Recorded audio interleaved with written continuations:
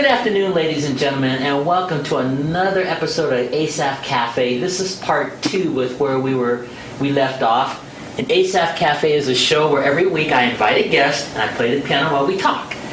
And my guest for these 2 segments is Mr. John Kramer. And we were just talking about marriage and getting married. And I wanted to share with not only the viewing audience, but John, I'm in a situation right now where I'm corresponding with a young woman from Vietnam. I've been corresponding with her for, I guess, a few months now, and I just hadn't told anybody, so you're technically the first person that I'm sharing this with. And what song comes to mind when you think of her?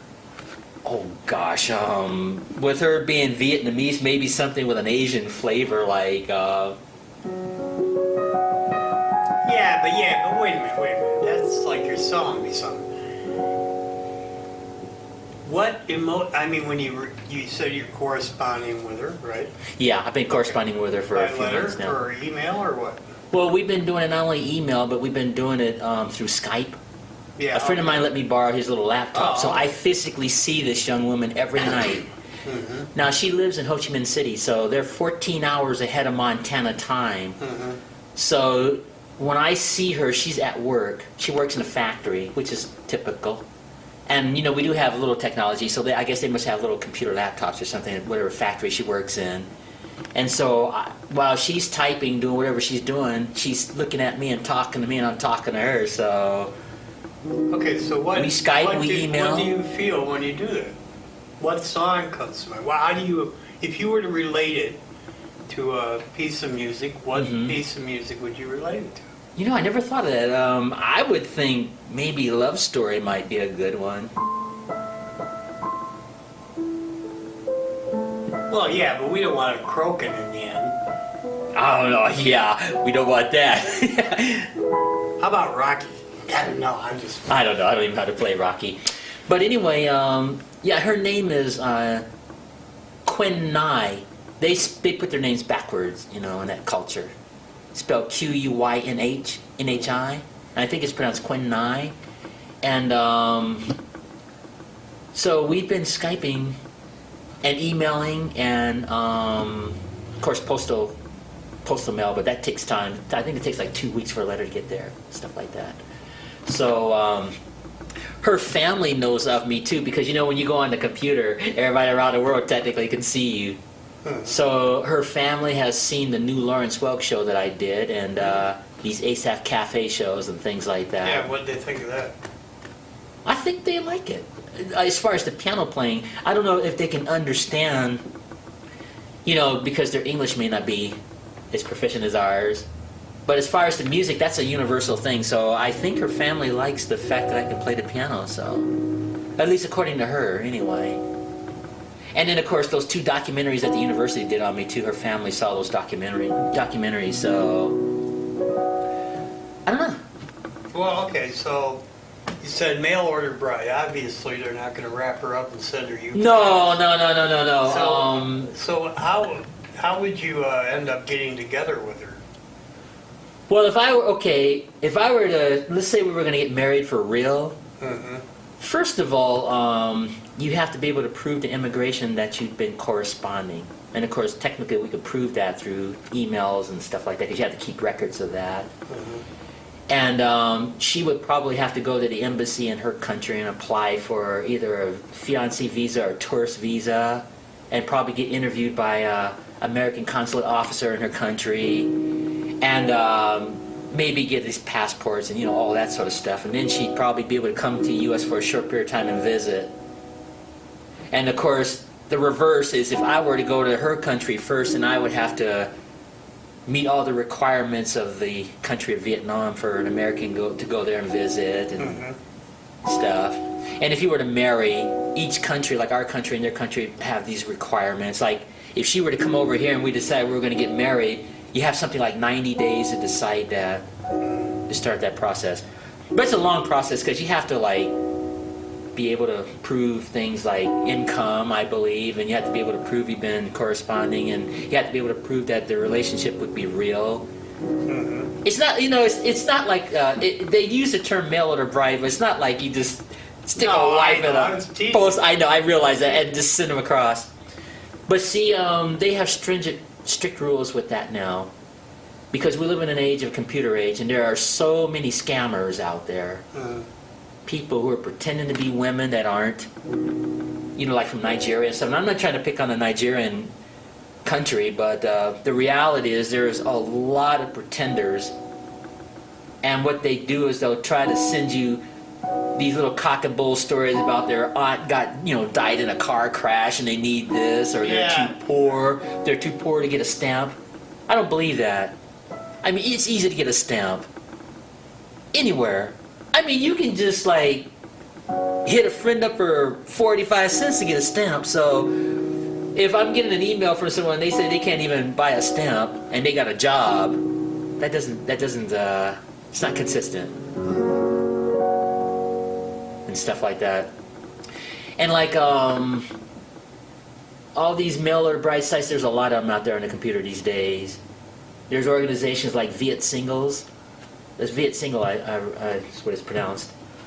VIET single.com. There's Cherry Blossoms. There's A Foreign Affair, which Nightline did a hour-and-a-half special on A Foreign Affair.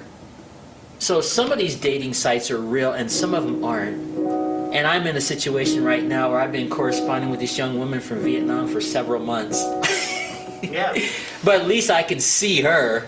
It's not like... So how did you run into her? I saw her initial profile on that Viet Single site, which is based in California. And I just, out of curiosity, I just wrote a little paragraph letter, just nothing fancy. Just something like, my name is Asaph, I live in Montana, and I'd be happy to get to know more about you.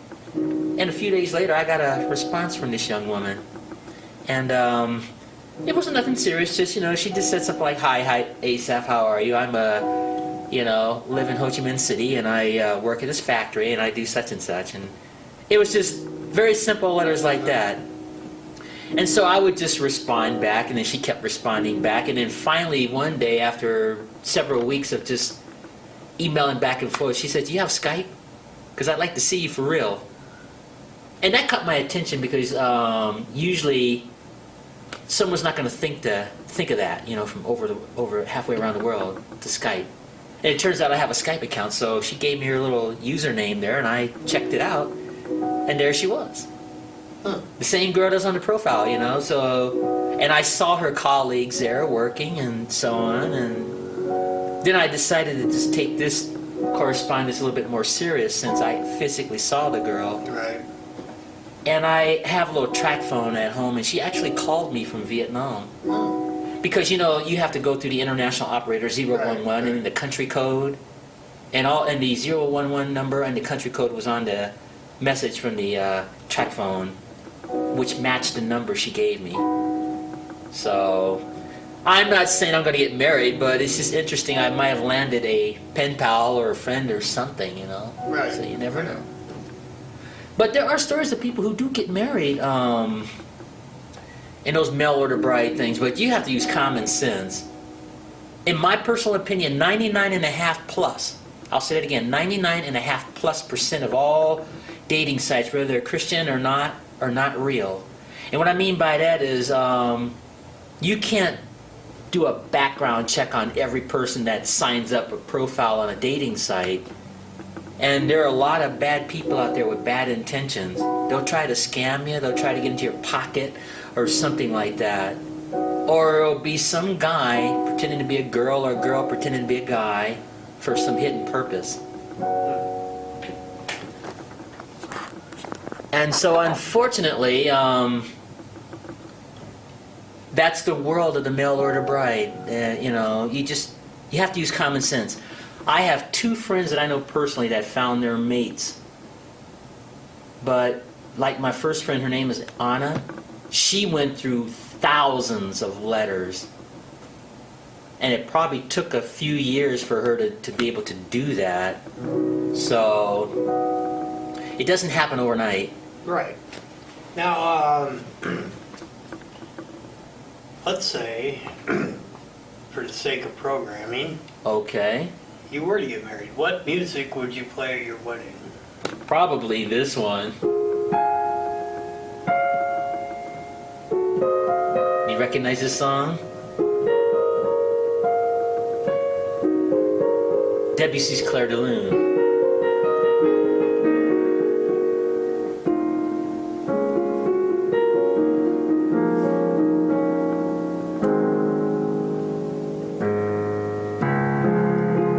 Isn't that pretty? And a bride could walk down the aisle with that song, Clair de Lune. Yeah, now as Quinn and I indicated whether she likes music and what are her tastes. And what's available in Vietnam now? Or is everything Well, available? their culture is so different in that country compared to ours, so their music is not like ours, you know, with the traditional pop stuff we have, like the Elton John and all. Sure, they listen to that in that part of the world, but their music is just different. I couldn't even describe it because they sing in Vietnamese and things like that. Right, yeah. So, but at least she knows who Liberace is. How old is she? She's only 28. She's a young. You're 90. I know. I feel 90 sometimes. But she's 28. Now get this, book. She's 28. Ho Chi Minh City, Vietnam. Mm-hmm. Check your mic there. See if your green light is flashing. Is it? Yeah. Okay. I just want to make sure. But anyway, as far as And she knows who Liberace is. That's weird. well, what I mean, I had sent her a clip, you know, so she had heard the name. I don't think she knows him to the degree that you and I would, obviously. Well, but I mean, if she knows who the person was on the clip. There's a lot of 28, what I was going to follow with was there's a lot of 28-year-olds here in Missoula, Montana who don't know who Liberace is. Yeah, but you got to remember his show was seen in 217 countries when it first came out. So it's possible that Yeah, but that's a long time ago. I know, I realize that. And there are a handful of folks who still remember Liberace that are younger. Not a lot. Maybe her family saw the video I sent and maybe they remembered him. I don't know. Yeah. I don't know. But yeah, we're just corresponding, and that's a fun thing. That seems harmless, you know. She's never done anything like told me these cock and bull stories about she needs money for dental work or some crazy thing like that. So, in fact, it was her idea to do the Skype. I wouldn't even thought of that. So that gives me a little credibility in her case. But getting back to my friend Anna, yeah, she went through like over 1,000 responses before she finally met her husband. She was living in Poland. She moved to Australia. And he's one of those guys that works on trees for a living, you know, like a tree doctor. I can't think of the name of it. Well, they got different names. He's also a part-time pastor, too. Mm-hmm. So she got blessed, and she sent me a disc on her wedding. And I have a second friend named Trong who was from Vietnam, and she moved to Hungary to marry her husband. And they're both friends of mine, so those are like two success stories, but usually about 90% are not success stories. And you have to be very leery when you get on these dating sites. So when I decided to join this Vietnamese site, I went in there with my head and not these expectations, you know, and stuff like that. Right. And I got a lot of letters from people, maybe 1 or 2 letters, and it would stop. So by the time Quinn came along, she just was more consistent. And who knows, maybe one day she'll visit the United States and who knows, maybe 2 or 3 years from now I'll find myself walking down the altar, who knows. I don't know.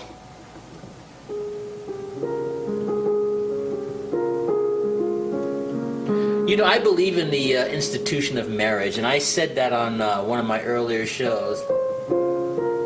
And we live in a culture where, I know this is not going to be popular, but We live in a culture where people don't wait till marriage anymore to share the intimacies and joys of the sexual relationship. And that's too bad. I'm not going to cast any stones. I'm just saying that these days nobody waits anymore. Well, I wouldn't say nobody. Well, not nobody, almost. You know, one thing we got to be careful of is not allow the media to dictate reality. Yeah, I agree. We don't know what most people are doing. A lot of couples may be waiting. Yeah. I mean, you know, people have lived long enough since the 60s and 70s to see the train wrecks. They may be making better choices now. Mm-hmm. Well, you know, I wrote about this in my autobiography. You know, I was married before. I don't know if you knew that. Yeah. And 4 days later, this is over 15 years ago, she just came home from work one day and just said she didn't want to be married. And after we talked about it, I decided to nip it in the bud and let her go, because there's nothing worse than making a person do something they really don't want to do. Mm-hmm. You don't want to invest emotional time into something that you know is not going to work. Right. So I just graciously let her go. It was painful, but I let her go. And so that was then. I don't really count that, but you know, the title of that in my autobiography, I call it my Britney Spears experience. Remember when Britney was married for like 6 hours? No. That was on the world news. I felt so sorry for her. She literally got married 6 hours later. She was divorced again. But that's why I call this my Britney Spears experience, because it was only 4 days in my case. So, and to this day, I don't know why she left. I will never know, I guess. I have forgiven that incident, and I forgave her, but I never got to tell her that. So, you know, maybe she had some reasons. Maybe something happened in her past. I don't know. I'll never know. Yeah. But see, that's where compassion comes in. When you just have, you know, when you're just gracious enough to let a person do what they're going to do, or let them go or something.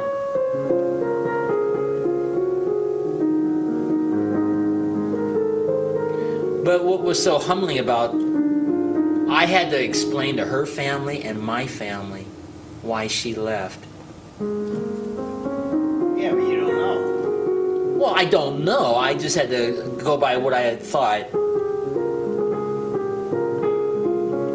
But that was 15 years ago. I never heard from her again, so who knows? She could be retired for now, all I know.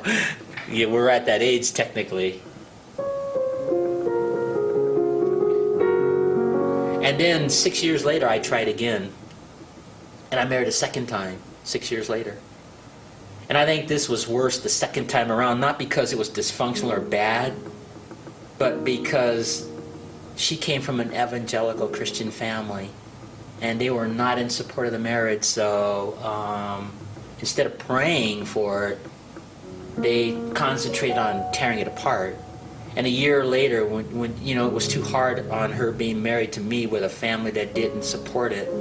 So after a year and a half, I let her go. And I wrote about that in my autobiography. Yeah. So now that this Vietnamese girl has popped up some 6 years later from the second wife, who knows? And I, you know, every time I meet a young lady, I have to tell them I've been married twice, no fault of my own. And one young lady that expressed interest once years ago, when I told her I was married twice, she changed her mind and decided she didn't want to get to know me anymore, because she couldn't get to know a person who had been married twice. And I didn't take that personal. It just is what it is. Yeah. I'm not proud of this, John, but I've been married twice, even if they were very short. And so every time I meet someone, I have to tell them. And so when I told this Vietnamese girl right up from the beginning, she said, hey, well, that's just something that happened. I got to paraphrase, but you get the idea. And she decided she wanted to be friends anyway. And I'm not saying I'm going to marry this girl or anything like that, no, but at least I have a friend that is there, even though she knows I've been married twice. Right. But see, in that culture, even though she's only 28 years old, I'm 56 and she's 28. That's not a big deal, because I lived in Asia when I was a little boy. And they're not hung up on age like we are here in the United States. Now, I'm not saying you'd be 50 and go out with a 18-year-old. I'm not saying that. I'm just saying, like, if there's like a 20-year age difference or something, that's not a big deal in the Vietnamese culture, or the Philippine culture or something like that, or in Taiwan or something. So, but see, my sister is married. She's been married for over 20 years, and her husband is 20 years older than her. Now, there are a few women in our culture that like older gentlemen, but that doesn't speak for everybody. I think you have to do what works for you. But in my second marriage, it was very, very painful, because when she went home, and I'm not picking on the evangelical world, when she went home, everybody just went on with their lives like nothing happened. You know, serving in the church and stuff like that, preaching the gospel with no thought of, you know, their actions toward my own marriage. Nobody prayed and said, Asaph, we're sorry this happened. Mm-hmm. They just went on with their lives. And I had to lick my wounds and do the forgiveness thing. I've forgiven it, but it's still a kind of a bitter memory. And those things happen, you know. So I think if I were to even consider getting married, I'd have to really seek the good Lord over this one. You know, because if I were to ever get married again, I do not want to go through a divorce again. Oh, yeah. No, You know, they say 3 is a charm, but this won't be a charm. This would be a disaster. So who knows? But this young woman, Quinn, she may come to the United States maybe by the end of this year to visit Montana, so that's good. I have a lot of lady friends that she can stay with too. Like, for example, the lady that's the co-hostess of my Lawrence Welk show. You know, just stuff like that. So, but that hasn't happened yet, but we'll see. But well, I'm glad you were able to bring it forth. I don't mind sharing that. That's part of my life. You know, people want to know more about Asaph. One thing about Asaph, besides playing the piano, is Asaph has been married twice. Right. Even if they were short-lived. I have no children by either marriage, and that's a blessing in a way, because it would have been worse, I think, to have children under present circumstances. Do you know the tune "Love Me Do"? I do, but I don't know how to play it. But yeah, I know the song. Well, figure it out, man. Play "Love Me Do." We're coming up on the end of it, aren't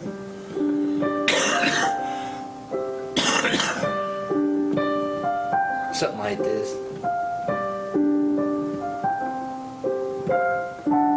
That's all I can figure out for now. Well, if you get the last 2 notes, if you figure out 2 notes, you got the whole thing. Yeah, And then you just repeat it. something like this. I love you. Always be true. So please. Oh, I know. Something like that. Something like that. I mean, that's all there is to it. Yeah. But, you know, it's not as painful to me when I share things in my life as it was when they first happened. Uh-huh. You got 15 years and then 7 years, so that's enough time to recover. Yeah. You should be over it. Yeah, well, yeah, that was then. I mean, but like I mentioned, it was just more painful the second time around, because this was a Christian family and Christian. And you know, and I said in my autobiography, if it had been people who didn't believe in God and stuff, and they ended this marriage, I wouldn't give it that second thought, because you would expect that, you know. But when you got people like preaching and People are still people. I know people are people, so I'm not picking on them. I'm just saying that it's more painful when it comes Well, from it's people. more unexpected. Put it Yeah, that way. and I experienced that too. And I think my being a pianist had something to do with that too. And we were an interracial couple, and I'm not trying to harp on the race card, but you'd be surprised how many people really struggle with interracial couples. Yeah, yeah. You would really be surprised. I mean, even in the 21st century.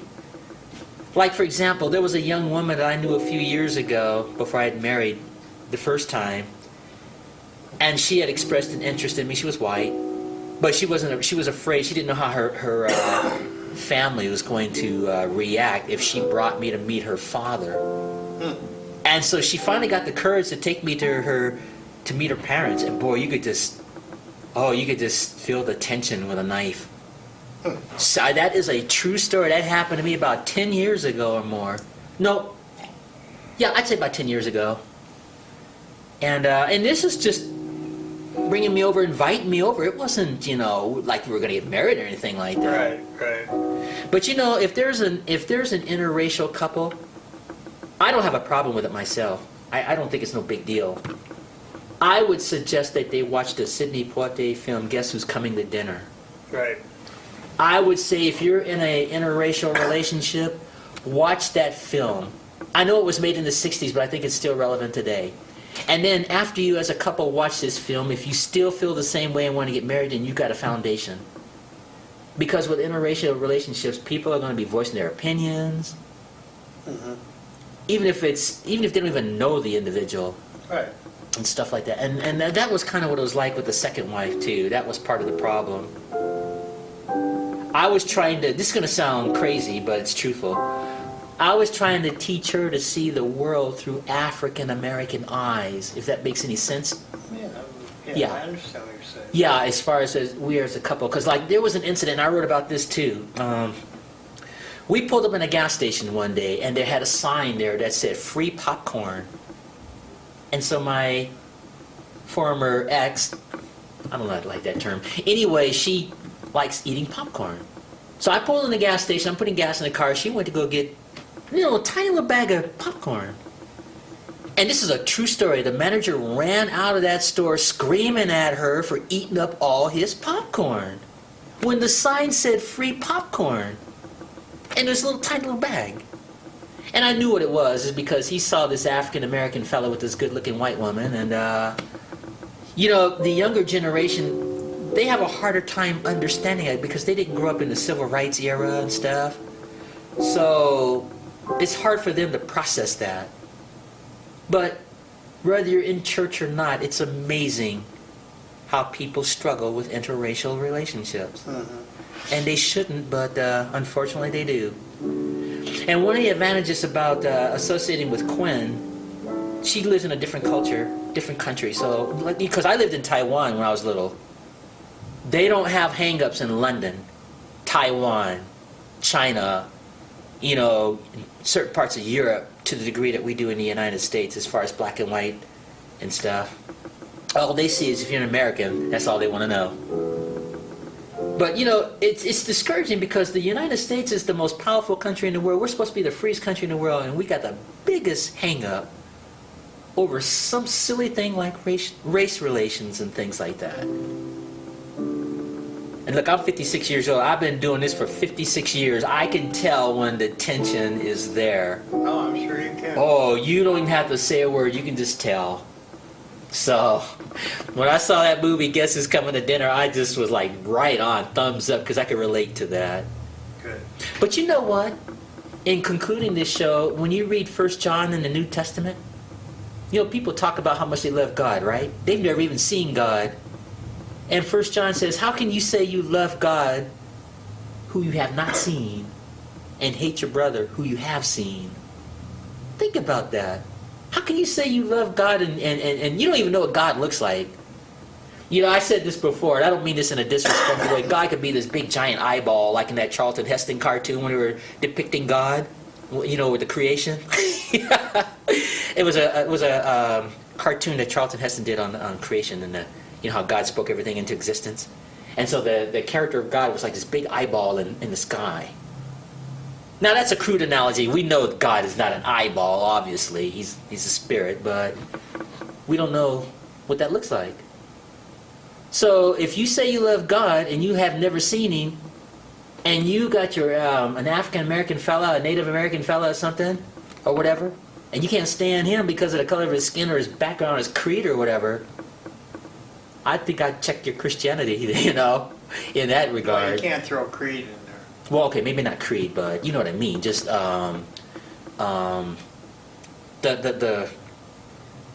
point I'm making is you shouldn't just dislike someone because they're different from you. And I learned that lesson when I lived in Taiwan. They used to have what was called Monday Night Football. And my father was in the Air Force, so all his Air Force friends would go to these football games. And it was just the Chinese playing. And then at the end of the game, my father would go in his back room with all the Asian fellas, and they'd just be playing poker or whatever, and nobody saw color. It's like, oh no, you know, all they saw was green, your money. And as a little boy watching my father being the only African American person in there with all these Chinese folks, nobody gave that a second thought. That's how I learned that it's okay to intermix with different cultures and different races at that time. I think I was like 9 or something, 8 or 9, something, maybe even younger. But now I've grown up, and I think it's cool to have all this diversity. Not only skin color and so on, but just cultural things. You know, certain cultural things, like their music and their dress and things. I think that's way cool. And, you know, my point is that people don't get hung up in different parts of the world, different cultures, over race relations like we do in the United States. And that's why it's so sad, because we're such a great country. And to have that, so... But that's just my opinion, being a so-called African-American person. Which, by the way, I hate that term. I mean, why do I have to be called African-American? I'm just an American. That's all you are, man. Why do you have to call an Asian person Asian-American? We're Americans. Yeah, I don't know who came up. So I don't know who invented that. But I just have I have a real problem with that, with all that. So, but that's just me.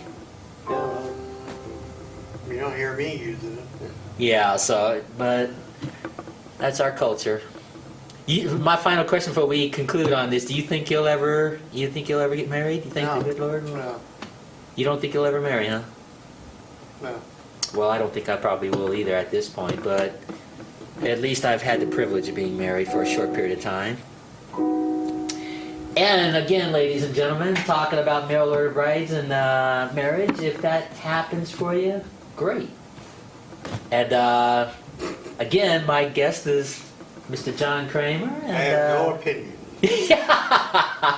And of course, the teachings of 1 John, you should like a person, period, and it shouldn't matter what their nationality or color is. That's just an exterior thing, I would say.